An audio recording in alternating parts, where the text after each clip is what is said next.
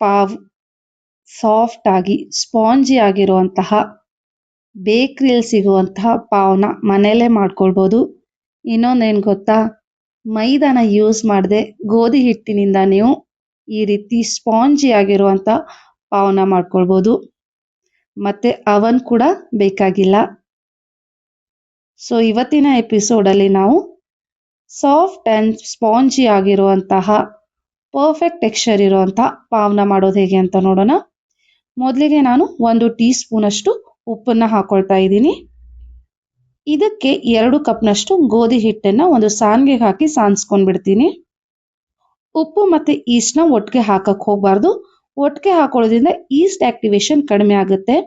1 table ಸ್ಪೂನಷ್ಟು milk ಪೌಡರ್ನ ಹಾಕೊಂಡ್ಬಿಡ್ತೀನಿ.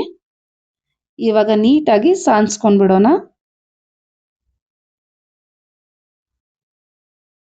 ಹಾಗೆ ಇದಕ್ಕೆ 1 ಟೇಬಲ್ ಸ್ಪೂನಷ್ಟು ಸಕ್ಕರೆನ ಹಾಕೊಂಡ್ಬಿಡ್ತೀನಿ. ಹಾಗೆ 1 ಟೀ ಸ್ಪೂನಷ್ಟು ಇನ್ಸ್ಟಂಟ್ ಈಸ್ಟ್ನ ಹಾಕೊಳ್ತಾ ಇದ್ದೀನಿ. ಇದನ್ನು ಆಕ್ಟಿವೇಟ್ ಮಾಡೋ ಅವಶ್ಯಕತೆ ಇಲ್ಲ. ಡೈರೆಕ್ಟಾಗಿ ಹಿಟ್ಟಿಗೆ ಹಾಕೊಳ್ಳೋದ್ರಿಂದ ಇದು ಆಕ್ಟಿವೇಟ್ ಆಗುತ್ತೆ. ಸೊ ಇವಾಗ ಇದಕ್ಕೆ ನಾನು 1 ಕಪ್ನಷ್ಟು ವಾರ್ಮ್ ಮಿಲ್ಕ್, ಲ್ಯೂಕ್ ವಾರ್ಮ್ ಇದ್ರೂ ಪರವಾಗಿಲ್ಲ, ಬಟ್ ಕೋಲ್ಡ್ ಮಿಲ್ಕ್ನ ಯೂಸ್ ಮಾಡೋಕ್ಕೆ ಹೋಗಬೇಡಿ. ಈ ರೀತಿ ಲ್ಯೂಕ್ ವಾರ್ಮ್ ಮಿಲ್ಕ್ನ 1 ಕಪ್ನಷ್ಟು ತೊಗೊಂಡಿದ್ದೀನಿ.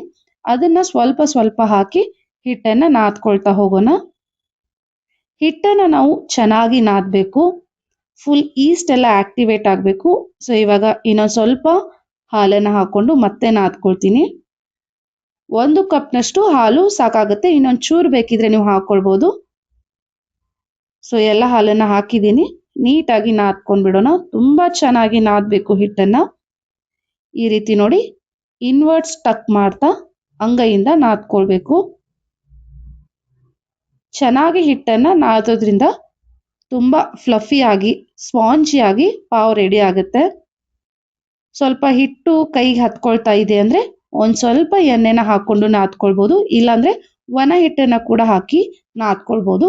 ಬಟ್ ತುಂಬ ಒಣ ಹಿಟ್ಟನ್ನು ಹಾಕ್ಕೊಳ್ಳೋಕೆ ಹೋಗಬೇಡಿ. ಬೆಸ್ಟ್ ಎಣ್ಣೆ ಹಾಕಿ ನಾದ್ಕೊಳ್ಳೋದು. ಇವಾಗ ಮತ್ತೆ ಈ ರೀತಿ ಚೆನ್ನಾಗಿ ನಾದ್ಕೊಂಡ್ಬಿಡ್ತೀನಿ. ಎಷ್ಟಾಗುತ್ತೋ ಅಷ್ಟು ಹಿಟ್ಟನ್ನು ಚೆನ್ನಾಗಿ ನಾದ್ಕೊಳ್ಬೇಕು. ಅದೇ ಒಂದು ಮೇನ್ ಟಿಪ್ ಇದರಲ್ಲಿ. ಸೊ ಇವಾಗ ಇದಕ್ಕೆ ನಾನು 2 ಟೇಬಲ್ ಸ್ಪೂನಷ್ಟು ಬೆಣ್ಣೆನ ಹಾಕ್ಕೊಂಡ್ಬಿಡ್ತೀನಿ. ಸೊ ಬಟರ್ನ ಹಾಕಿ ಮತ್ತೆ ಇದನ್ನು ಚೆನ್ನಾಗಿ ನಾದ್ಕೊಳ್ಬೇಕು. ಬೆಣ್ಣೆ ಎಲ್ಲ ಈವನ್ ಆಗಿ ಮಿಕ್ಸ್ ಆಗಬೇಕು ಹಿಟ್ಟಿನೊಂದಿಗೆ. ನೋಡಿ, ಇವಾಗ ನೀಟಾಗಿ ನಾದ್ಕೊಂಡಿದ್ದೀನಿ. ಈಗ ಇದನ್ನು ಒಂದು ಬೌಲ್ಗೆ ಎತ್ತಿಟ್ಬಿಡ್ತೀನಿ. ಸೊ ಈ ರೀತಿ ಒಂದು ಬೌಲ್ನಲ್ಲಿ ಹಿಟ್ಟನ್ನು ಹಾಕಿಬಿಟ್ಟು ಇದ್ರ ಮೇಲೆ ಒಂದು ಬಟ್ಟೆನ ಮುಚ್ಚಿಬಿಡೋಣ. 1.5 ಗಂಟೆ ಇಟ್ಟರೆ ಸಾಕು. ತುಂಬ ವೆದರ್ ಕೋಲ್ಡ್ ಇದ್ದರೆ 2 ಗಂಟೆ ಇಡಿ. ಮೇಲೆ ಮುಚ್ಚಳನ ಮುಚ್ಚಿ ನಾನು ಇದನ್ನು 1.5 ಗಂಟೆ ಇಟ್ಬಿಡ್ತೀನಿ. ಸೊ ಈಸ್ಟ್ ಎಲ್ಲ ಆಕ್ಟಿವೇಟ್ ಆಗಿ ಹಿಟ್ಟು ಚೆನ್ನಾಗಿ ಉಬ್ಬಿ ಬರುತ್ತೆ. ನೋಡಿ, ಹಿಟ್ಟು ಡಬಲ್ ಆಗಿದೆ. ಈಸ್ಟ್ ಆಕ್ಟಿವೇಶನ್ ಚೆನ್ನಾಗಾಗಿದೆ.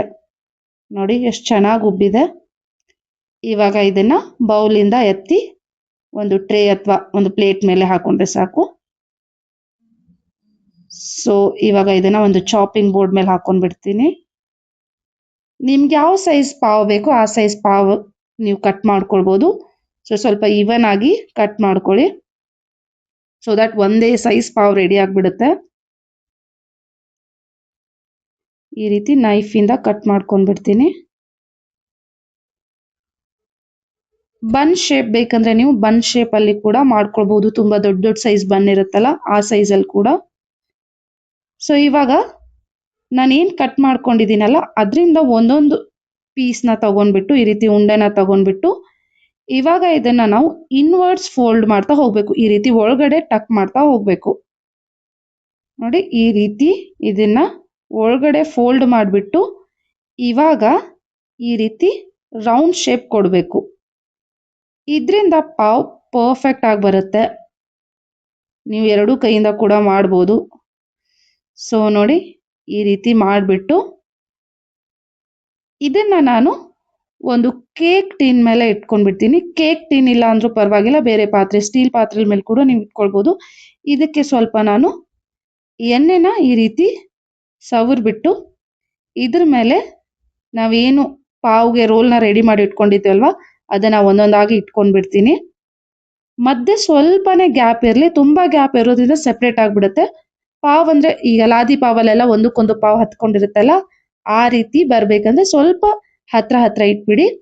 ಮೇಲೆ ಒಂದು ಬಟ್ಟೆನ ಮುಚ್ಚಿ ಮತ್ತೆ ಇದನ್ನು 45 ನಿಮಿಷ ನಾನು ರೆಸ್ಟ್ ಮಾಡೋಕ್ಕಿಡ್ತೀನಿ. ಮತ್ತೆ ಇದು ಸೈಜಲ್ಲಿ ದೊಡ್ಡದಾಗ್ಬಿಡುತ್ತೆ. ಇವಾಗ ಇನ್ನೊಂದು ಕೇಕ್ ಟೀನ್ ತೊಗೊಂಡಿದ್ದೀನಿ, ಅದ್ರ ಮೇಲೆ ಸ್ವಲ್ಪ ಪುಟ್ಟದಾದ ರೋಲ್ಸ್ನ ಮಾಡಿ ಇಟ್ಕೊಂಡಿದ್ದೀನಿ. ಇದನ್ನು ಸೇಮ್ ಅದೇ ರೀತಿ ಕವರ್ ಮಾಡಿ ಇಟ್ಬಿಡೋಣ 45 ನಿಮಿಷ. 45 ನಿಮಿಷ ಆಗಿದೆ ನೋಡಿ, ಮತ್ತೆ ಸೈಜಲ್ಲಿ ಡಬಲ್ ಆಗಿದೆ, ಒಂದಕ್ಕೊಂದು ಟಚ್ ಆಗಿದೆ. ಸೊ ಗ್ಯಾಪ್ ಜಾಸ್ತಿ ಇಲ್ಲ ಅಂದರೆ ಈ ರೀತಿ ಪರ್ಫೆಕ್ಟ್ ಆಗಿ ಟಚ್ ಆಗಿಬಿಡುತ್ತೆ. ಇದ್ರ ಮೇಲೆ ನಾನು ಒಂದು ಟೀ ಸ್ಪೂನ್ ಅಷ್ಟು ಈ ರೀತಿ ಹಾಲನ್ನು ಸ್ಪ್ರೆಡ್ ಮಾಡ್ಕೊಂಡು ಬಿಡ್ತೀನಿ. ಇದರಿಂದ ಪಾವ್ ಮೇಲೆ ಬ್ರೌನ್ ಕಲರ್ ಬರುತ್ತಲ್ಲ, ಆ ರೀತಿ ಕಲರ್ ಬರಬೇಕಂದ್ರೆ ಮಿಲ್ಕನ್ನು ಸ್ಪ್ರೆಡ್ ಮಾಡ್ಕೊಳ್ಬೇಕು. ಸೊ ಬ್ರೌನ್ ಕಲರ್ ಆಗಿ ಬೇಕ್ರಿಲಿ ಯಾವ ರೀತಿ ಬಂದಿರುತ್ತೋ ಅದೇ ರೀತಿ ಬರುತ್ತೆ. ಈಗ ಇದನ್ನು ನಾವು ಬೇಕ್ ಮಾಡೋಕ್ಕೆ ಇಟ್ಬಿಡೋಣ. ಅವನ್ ಇದ್ರೆ ಅವನಲ್ಲಿ ಕೂಡ ಇಡ್ಬೋದು, ಇಲ್ಲ ಅಂದರೆ ನೀವು ಸಿಂಪಲ್ ಬಾಣಲಿಲಿ ಕೂಡ ಇಟ್ಕೊಂಡು ಇದನ್ನು ಬೇಯಿಸ್ಕೊಂಡ್ರೆ ಸಖತ್ತಾಗಿ ಬರುತ್ತೆ. ಸೊ ಒಂದು ಬಾಣಲಿಗೆ ನಾನು ಉಪ್ಪನ್ನು ಹಾಕ್ಕೊಂಡಿದ್ದೀನಿ, ಕ್ರಿಸ್ಟಲ್ ಸಾಲ್ಟ್. ಅದರ ಮೇಲೆ ಒಂದು ಸ್ಟ್ಯಾಂಡ್ನ ಇಟ್ಟು ಅದರ ಮೇಲೆ ಕೇಕ್ ಟಿನ್ನನ್ನು ಇಟ್ಟು ಲಿಡ್ಡನ್ನ ಕ್ಲೋಸ್ ಮಾಡಿ ಒಂದು ಹೆವಿ ಐಟಮ್ನ ಈ ರೀತಿ ಇಟ್ಬಿಟ್ರೆ ಸಾಕು. ಅದೇ ರೀತಿ ನಾವು ಇನ್ನೊಂದು ಟಿನ್ನಲ್ಲಿ ಪುಟಾಣಿ ಹಾಕ್ಕೊಂಡಿದ್ವಲ್ವಾ ನೋಡಿ, ಅದು ಸೈಜ್ ಕೂಡ ಡಬಲ್ ಆಗಿದೆ. ಇವಾಗ ಇದ್ರ ಮೇಲೂ ಮಿಲ್ಕನ್ನು ಸ್ಪ್ರೆಡ್ ಮಾಡ್ಕೊಂಡ್ಬಿಡೋಣ. ಇದು ತುಂಬ ಇಂಪಾರ್ಟೆಂಟ್, ಇಲ್ಲ ಅಂದರೆ ಆ ಬ್ರೌನ್ ಕಲರ್ ಬರೋದೇ ಇಲ್ಲ. ಹಾಗಾಗಿ ಈ ರೀತಿ ಸ್ವಲ್ಪ ಮಿಲ್ಕನ್ನು ನೀವು ಸ್ಪ್ರೆಡ್ ಮಾಡಿಕೊಂಡ್ರೆ ಬೆಸ್ಟ್. ಹಾಗೆ ವಿಡಿಯೋನ ನೋಡ್ತಾ ಲೈಕ್, ಶೇರ್ ಆ್ಯಂಡ್ ಸಬ್ಸ್ಕ್ರೈಬ್ ಮಾಡೋದನ್ನು ಮರಿಬೇಡಿ. ಇವಾಗ ಇದನ್ನು ಕೂಡ ನಾನು ಸೇಮ್ ಅದೇ ರೀತಿ ಬೇಕ್ ಮಾಡೋಕ್ಕೆ ಇಟ್ಕೊಂಡು ಬಿಡ್ತೀನಿ. ಆ್ಯಂಡ್ 30 ನಿಮಿಷ ಆದಮೇಲೆ ತೆಗೆದು ನೋಡೋಣ. ನೋಡಿ ಎಷ್ಟು ಚೆನ್ನಾಗಿ ಬಂದಿದೆ, ಕಲರ್ ಕೂಡ ಬ್ರೌನ್ ಆಗಿದೆ ಮೇಲ್ಗಡೆ. ಒಂದು ವೇಳೆ 30 ನಿಮಿಷಕ್ಕೆ ಬೆಂದಿಲ್ಲ ಅಂದರೆ ಇನ್ನೊಂದು 15 ನಿಮಿಷ ನೀವು ಎಕ್ಸ್ಟ್ರಾ ಇಟ್ಕೊಳ್ಬೋದು. ಮೇಲೆ ಸ್ವಲ್ಪ ತುಪ್ಪನ ಸವರ್ಬಿಡ್ತೀನಿ, ಬಿಸಿ ಇರುವಾಗಲೇ ಈ ರೀತಿ ತುಪ್ಪನ ಸ್ಪ್ರೆಡ್ ಮಾಡಿಬಿಟ್ಟು ಇದರ ಮೇಲೆ ಒಂದು ಒದ್ದೆ ಬಟ್ಟೆನ 10 ನಿಮಿಷ ಮುಚ್ಚಿಡೋಣ. ಇದರಿಂದ ಪಾವ್ ಹಾರ್ಡ್ ಆಗಲ್ಲ, ನೀವು ತೆಗೆದಿಟ್ಟ ಮೇಲೂ ಪಾವ್ ಸಾಫ್ಟಾಗೇ ಇರುತ್ತೆ. 10 ನಿಮಿಷ ಆಗಿದೆ. ಇವಾಗ ಇನ್ನೊಂದನ್ನು ರೆಡಿ ಮಾಡ್ಕೊಂಡಿದ್ವಲ್ವ ಅದಕ್ಕೂ ಕೂಡ ನಾನು ತುಪ್ಪನ ಸವರ್ಬಿಟ್ಟು ಇದ್ರ ಮೇಲೂ ಸೇಮ್ ಅದೇ ಪ್ರೊಸೆಸ್ನ ಫಾಲೋ ಮಾಡೋಣ. ಈ ರೀತಿ ಒದ್ದೆ ಬಟ್ಟೆನ ಕವರ್ ಮಾಡಿ 10 ನಿಮಿಷ ಬಿಡೋದ್ರಿಂದ ಪಾವ್ ತುಂಬ ಸಾಫ್ಟ್ ಆಗಿರುತ್ತೆ. ನೀವು ಯಾವಾಗ ಬೇಕು ಆವಾಗ ತಿಂದ್ಕೊಂಡ್ರೂ ಸಾಫ್ಟ್ ಆಗಿರುತ್ತೆ, ಇಲ್ಲಾಂದರೆ ಹಾರ್ಡ್ ಆಗಿಬಿಡುತ್ತೆ. ಸೊ ಇದ್ರದ್ದು ಕೂಡ 10 ನಿಮಿಷ ಆಗಿದೆ. 2 ಟಿನ್ನಲ್ಲಿ ಪಾವ್ ಸಖತ್ತಾಗಿ ಬಂದಿದೆ ನೋಡಿ, ಎಷ್ಟು ಚೆನ್ನಾಗಿ ಬಂದಿದೆ. ಇದನ್ನು ಡಿಮೋಲ್ಡ್ ಮಾಡಿ ನೋಡೋಣ ಹೇಗೆ ಬಂದಿದೆ ಅಂತ. ನೋಡಿ ಸೂಪರ್ ಸ್ಪಾಂಜಿ ಆಗಿದೆ. ಹಾಗೆ ಗೋಧಿ ಹಿಟ್ಟಿನಿಂದ ಮಾಡಿರೋದ್ರಿಂದ ಆರಾಮಾಗಿ ತಿನ್ಬೋದು. ಮೈದಾಯಿಂದ ಬೇಕಿದ್ರೆ ಸೇಮ್ ಪ್ರೊಸೆಸ್ನ ಫಾಲೋ ಮಾಡಿಕೊಂಡು ನೀವು ಮೈದಾ ಹಿಟ್ಟನ್ನು ಯೂಸ್ ಮಾಡಿ ಕೂಡ ಮಾಡ್ಬೋದು. ನೋಡಿ ಎಷ್ಟು ಸಾಫ್ಟಾಗಿ ಬಂದಿದೆ.